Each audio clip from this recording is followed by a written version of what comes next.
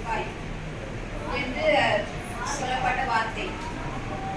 அதாவது இயேசு சிலுவையில் அறையப்பட்ட போது ரெண்டு கல்வர்கள் அடிக்கப்பட்டிருந்தனர். அந்த அடிக்கப்பட்ட இடத்துல கல்வர் பேசின வார்த்தை, அது கல்லர் பற்றி 4 வார்த்தைகள் பேச வரையிருந்தாங்க. அதாவது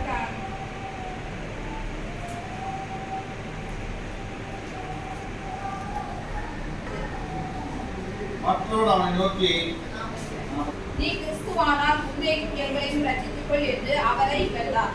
அப்ப அந்த 2 கல்லர்களை இயேசுவை பத்தி ரொம்ப இகழ்வா பேசுறாங்க.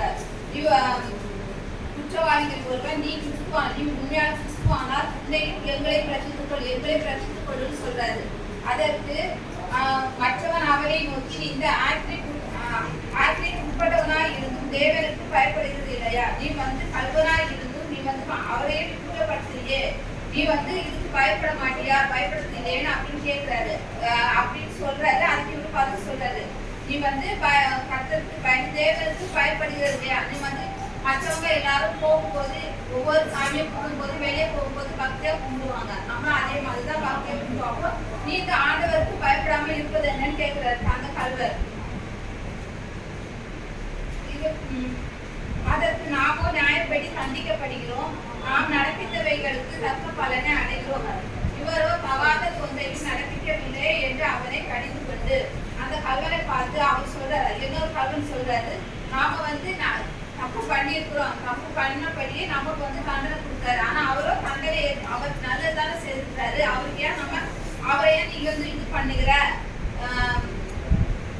நடப்பித்தவைகளுக்கு தண்டிக்கப்படுகிறோம் என்று சொல்லுறாரு. அதற்கு கல்லர் என்ன சொல்றாரு, நம்ம தப்பு பண்ணோம், அதனால நம்ம சிலுவையில அறையப்பட்டிருக்கோம். ஆனா அவரை எந்த குற்றமும் பண்ணல, அவர் நல்லதுதான் செய்து வந்திருக்காரு. நம்ம ஏன் அவரை நீ இதுவா பேசுற, அப்படி பேசக்கூடாதுன்னு அப்படி அந்த கல்வர் சொல்றாரு. அந்த கல்வர் சொல்லும் போது இன்னும் இவரோ தகாத ஒன்றையும் நடப்பிக்கவில்லை என்று அவனை கடிந்து கொண்டு பயப்படுகிறானா இருக்கிறார். அப்ப அந்த கள்ளன் அந்த கட்டடத்துக்கு 2 கல்வர் தொங்கிட்டு இருக்கிறாங்க. அந்த கல்வருக்கு இயேசுவை பத்தி ஒண்ணுமே கிடையாது. அந்த இடத்துல அவரு 1 hour 2 நிமிடம் பார்த்தாரோ 1 hour பார்த்தாரோ நமக்கு தெரியாது. ஆனா அந்த இடத்துல கல்லர் அந்த இயேசுவை உணர்வுல ஒரு இதுவா இருந்தார். இயேசு நம்பினாரு. அதனால என்ன பண்ணாரு, இயேசு அவர் நல்லவர் என்று அறிந்து கொண்டார். அப்புறம் இயேசுவை நோக்கி, ஆண்டவரே, நீ உங்களுடைய ராஜ்யத்தில் வரும்போது அடியேனை நினைத்தருளும் என்றார். இயேசு அடியேனா அப்ப இயேசு விசுவாசித்தார். நீ பரலோகம் போகும்போது நீ என்னை நீரும் அங்க என்னை நினைத்தருளும் அப்படின்னு சொல்லி இது பண்றாரு.